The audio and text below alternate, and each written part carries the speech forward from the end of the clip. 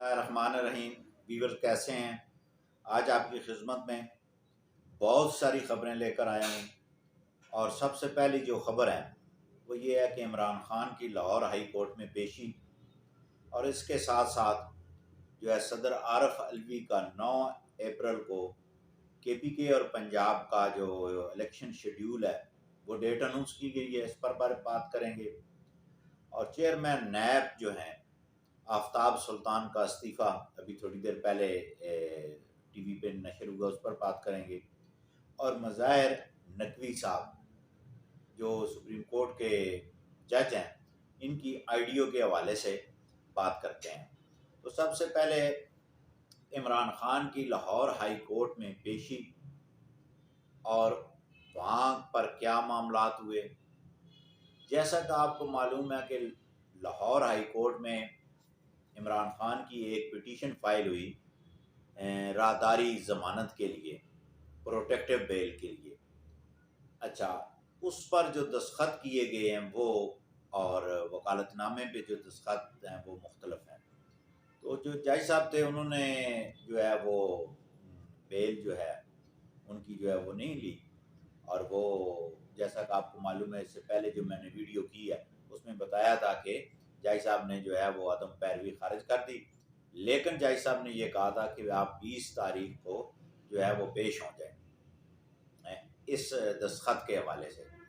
ساتھ جو ہے وہ عمران خان نے ایک اور راہداری کی بیل کی درخواست دائر کی جو لاہور ہائی کورٹ میں فکس ہوئی، تو لاہور ہائی کورٹ نے جو ہے وہ اس کو بلایا۔ اچھا، سب سے پہلے ہی تو یہ ہوا کہ جب پہلے پٹیشن فائل کی تو عدالت نے 2 بجے کا ٹائم دیا، پھر 4 بجے کا دیا، پھر 6 بجے کا دیا، پھر رات 8 بجے کا دیا، پھر دوسرے دن صبح دے دیا 11 بجے، پھر 2 بجے، پھر 4 بجے، ٹھیک ہے جی، پھر 6 بجے۔ یعنی کہ ہائی کورٹ نہ ہوئی، ایک ڈاکٹر ہو گیا کہ آپ نے اتنے گھنٹے بعد دوائی لینی ہے۔ اس پر بھی بات کرتے ہیں بڑی تفصیل سے۔ اچھا، پھر وہ جب وہ ناملزم حاضر ہوا، ناملزم کے وکیل حاضر ہوئے، تو جج صاحب نے کہا درخواست خارج۔ اور کل کیا ہوا کہ وہ عمران خان پیش ہوا تو انہوں نے کہا بھئی آپ نے یہ دستخط میں فرق ہے، تو انہوں نے کہا نہیں، وہ میں یہ جو دستخط ہیں وہ میری اجازت ہی نہیں تھی۔ اب یہ الفاظ ذرا غور کریں، اجازت نہیں تھی۔ تو پھر جب مجھے یہ پتہ چلا کہ بیل دائر ہوئی ہے تو وہ میں نے اپنے وکیل کو اظہر صدیق کو کہا کہ آپ جو ہے وہ اس کو وڈرا کر لیں، واپس لے لیں۔ مطلب یہ فراڈ، چیٹنگ، دھوکہ دہی، اور معذرت کے ساتھ کہ جو سپریم ہائی کورٹ کے ججز ہیں جو بیٹھے ہوئے ہیں منصب کی کرسی پہ، ان کے سامنے یہ ہوا ہے۔ بھائی ایک شخص نے دستخط کیے ہیں آپ کی اجازت کے بغیر، جیسے آپ نے کہا ہائی کورٹ میں عمران خان نیازی نے، پھر وہ دستخط کیے، یہ ہے جیل سازی۔ پھر اس دستخط شدہ پٹیشن کو ہائی کورٹ میں دائر کر دیا گیا، یعنی کہ اس کاغذات کو استعمال کیا، ٹھیک ہے جی۔ چیٹنگ یعنی کہ 420 لگتی ہے، پھر 468 لگتی ہے، 471 لگتی ہے، اور یہ سب ہائی کورٹ کی آنکھوں کے سامنے ہو رہا ہے، نہ وہاں پہ بائیو میٹرک کا وہ تصدیق کی گئی۔ اور پھر انہوں نے کہا کہ بڑے معصوم سے ہو، بھولے بالے ہو میرے ڈھول ساجنا، بھئی ایسی غلطی نہ کیا کریں۔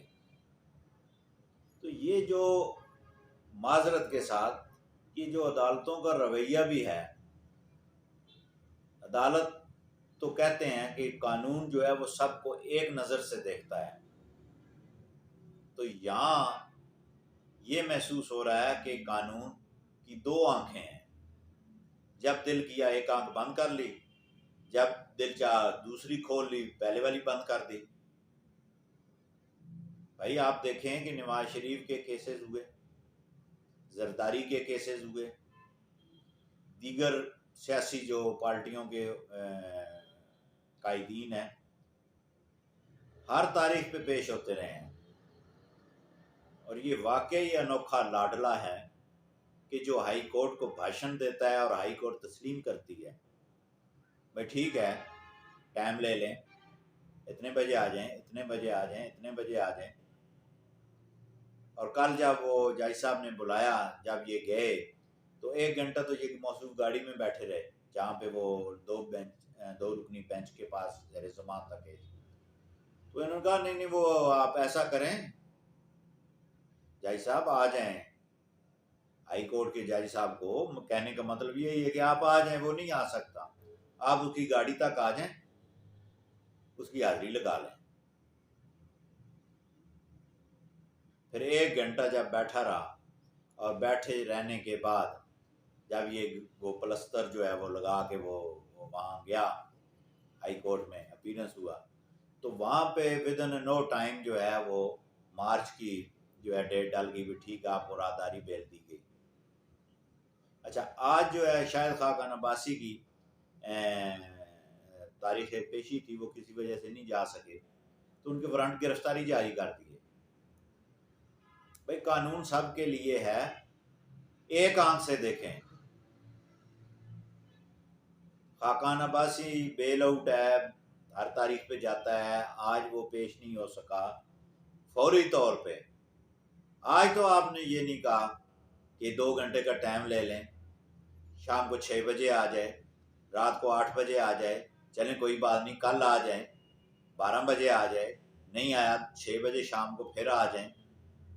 یہ قانون جو ہے نا بڑا دکھ ہوتا ہے۔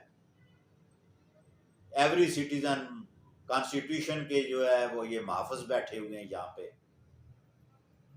کہتے ہیں کہ کانسٹیٹیوشن جو ہے وہ پہ ہم کام کریں گے۔ بھائی اور ملزم ہے، الزام ہے، چاہے عمران ہو چاہے عباسی ہو کوئی ہو، تو سب کو ایک ٹریٹ کرے نا۔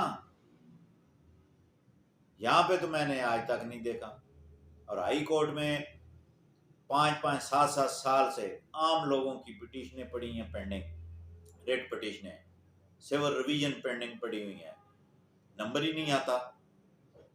ادھر بیل دائر ہوتی ہے، ادھر درخواست آتی ہے، ادھر جو ہے وہ نمبر لگتا ہے، ادھر جناب اسی دن سماعت ہوتی ہے، اسی دن ریلیف ملتا ہے، اسی دن جو ہے وہ ساری کاروائی ہوتی ہے۔ حیرت ہے اس بات پہ۔ اور پھر جو ہے ہماری ماشاءاللہ اللہ ماشاءاللہ جو ہماری جوڈیشری ہے، اب نگران حکومت نے کچھ احکامات کیے۔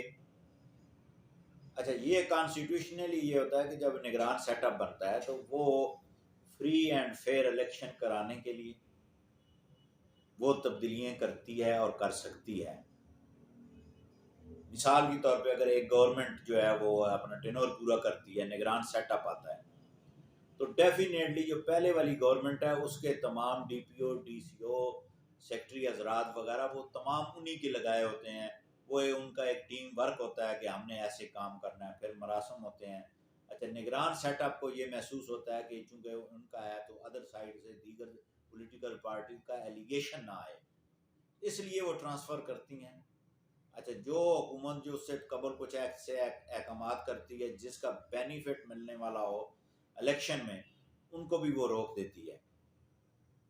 ٹھیک ہے، اب نگران حکومت پنجاب کی نے وہ احکامات جو ہے وہ معطل کیے، کون سے؟ گجرات ڈویژن کو، وزیر آباد ڈسٹرکٹ کو، تلنگانہ ڈسٹرکٹ کو، اور متعدد تحصیلوں کو۔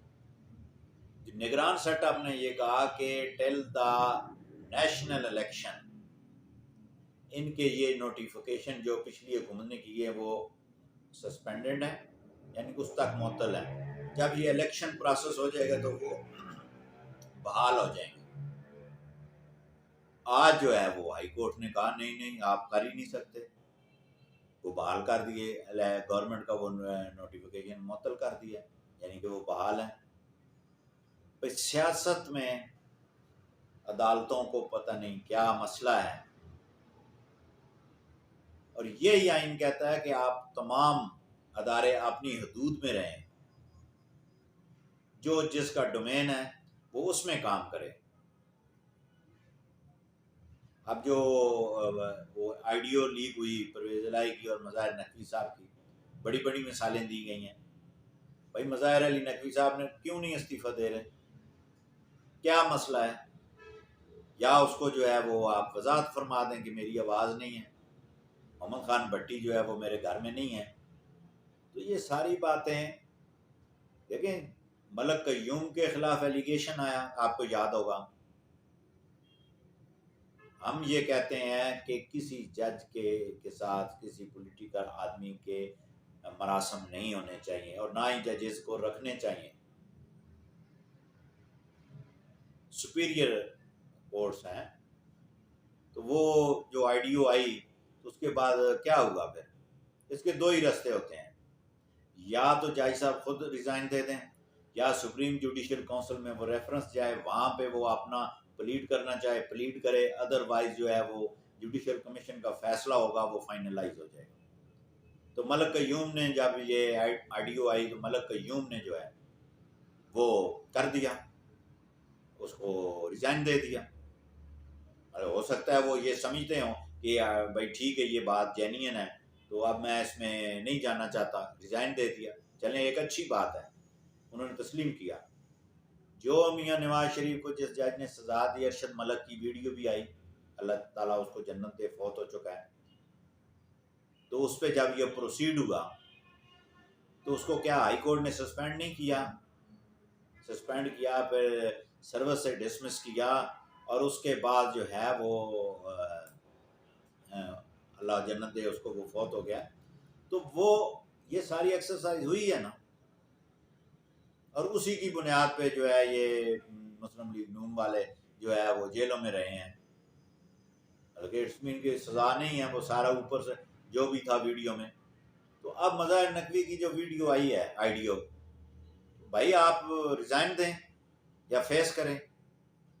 آج جو ہے پاکستان بار کونسل نے جو ہے وہ سپریم جوڈیشل کونسل جانے کا فیصلہ کیا ہے.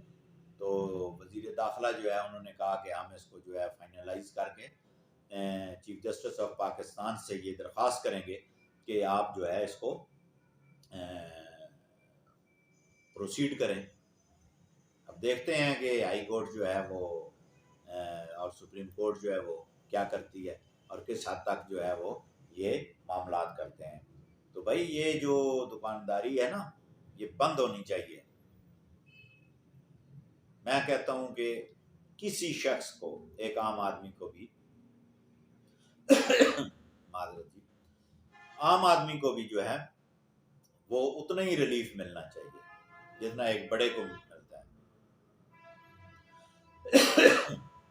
اچھا، دوسرا جو ہے عارف الوی صاحب کا جو ہے الیکشن کا اعلان، بڑی حیران کن بات ہے کہ آپ نے عارف الوی صاحب اس دن آپ نے آئین پر عمل کیوں نہیں کیا جب آپ نے کے پاس اسمبلی توڑنے کی سمری گئی، جب تحریک عدم اعتماد پیش ہو چکی تھی تو آپ نے کیوں اسمبلی توڑی تھی 15 سیکنڈ کے اندر؟ اس وقت آپ کو آئین یاد نہیں تھا. اب جو ہے آپ نے ڈیٹ دے کے ایک پورے ملک کو بحران میں ڈال دیا ہے. آئین پاکستان یہ کہتا ہے کہ قومی اسمبلی کا جو الیکشن ہے اگر ٹینور پورا ہو گیا تو وہ صدر صاحب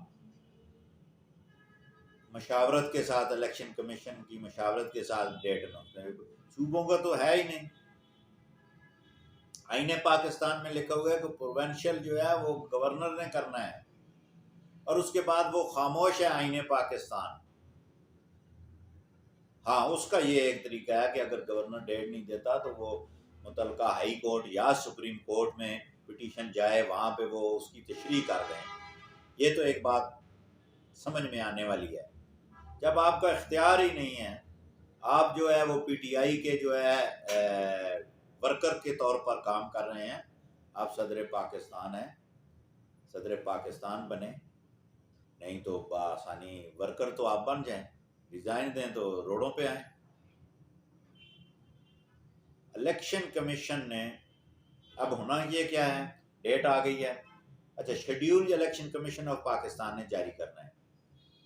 مثال کے طور پہ الیکشن کمیشن اگر شیڈیول جاری نہیں کرتا تو کیا صدر پاکستان شیڈیول جاری کریں گے؟ کون شیڈیول جاری کرے گا؟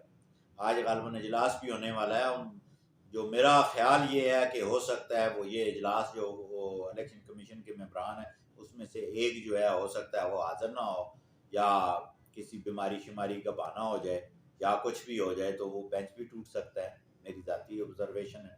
دوسرا یہ ہے کہ وہ ڈیسیجن بھی کر سکتے ہیں، ڈیسیجن انہوں نے کرنا ہے آرمی کے اس نوٹیفیکیشن کے مطابق، لیٹر کے مطابق، وزارت خزانہ کے لیٹر کے مطابق، لاہور ہائی کورٹ رجسٹرار کے لیٹر کے مطابق، پنجاب نے جہاں پہ انہوں نے ان 3 معزز جو ادارے ہیں، لاہور ہائی کورٹ نے کہا کہ ہمارے پاس نفری نہیں ہے آر او کے لیے، منسٹری آف ڈیفینس جو ہے آرمی اور رینجرز وہ دینے کے لیے تیار نہیں ہے، تحریری جواب موجود ہے، اور وزارت خزانہ کے پاس پیسے نہیں ہیں، تو ہو سکتا ہے وہ یہ کہ ہم الیکشن نہیں کراتے، کیونکہ فری اینڈ فیئر الیکشن کرانا الیکشن کمیشن کے فرائض منصبی میں شامل ہے۔ تو پھر آپ عارف علوی صاحب کیا کریں گے؟ ڈیٹ دے دیں گے، پیسے کہاں سے لائیں گے، سیکورٹی کہاں سے لائیں گے، بندے کہاں سے لائیں گے؟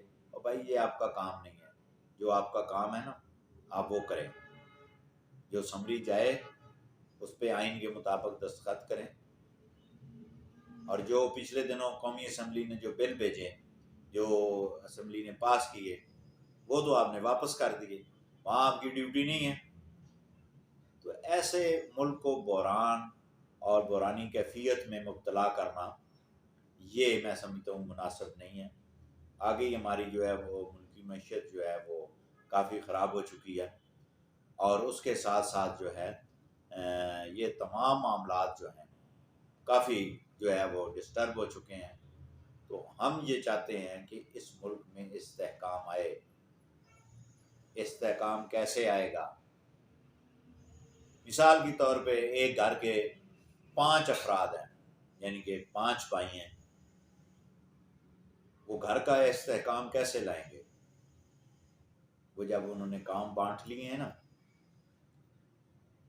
کہ آپ نے بھائی صبح بچوں کو چھوڑنا ہے، ایک نے ٹھیک ہے جی، دوسرے جو ہے اپنے کام پہ جانا ہے ٹھیک ہے، تیسرے نے آپ نے اگر مثال کے طور پہ وہ کاروباری ہیں، کاروباری کی بات کر لیتے ہیں، تو ایک نے کاروبار پہ چلے جانا ہے، تیسرا جو ہے وہ سرکاری دفاتر میں جو بل وغیرہ ادائیگی ہے، دیگر ہے، انکم ٹیکس کے معاملات ہیں ٹھیک ہے، اور جو دوسرا ہے اس نے پرچیزنگ کرنی ہے، باہر سے مٹیریل خرید کے لانا ہے، یہ اپنی اپنی ڈیوٹیز ہیں۔ جب یہ 5 اپنی پراپر ڈیوٹیاں کریں گے اس گھر میں استحکام آئے گا، وہ گھر جو ہے وہ پھلے گا پھولے گا۔ اسی طرح یہ جو پاکستان ہے نا، اس میں ججز، اسٹیبلشمنٹ، سیاستدان، یہ 3 بڑے اپنا اپنا کام کریں۔ اب آپ کو کسی نے نہیں کہنا کہ آپ نے یہ کرنا ہے وہ کرنا ہے، آپ کو آئین پاکستان نے بتانا ہے آپ نے کیا کرنا ہے۔ اگر جوڈیشری آئین پاکستان کے تحت وہ کام کرے، اسٹیبلشمنٹ آئین پاکستان کے تحت کام کرے، اور سیاستدان جو ہیں وہ آئین پاکستان کے تحت کام کریں، ملک بالکل ترقی کر جائے گا، استحکام آ جائے گا۔ اور جب ان اداروں کی کانسٹیٹیوشن سے ہٹ کے اوپر نیچے ہوں گے تو یہ ملک بھی پھر اوپر نیچے ہوتا ہے۔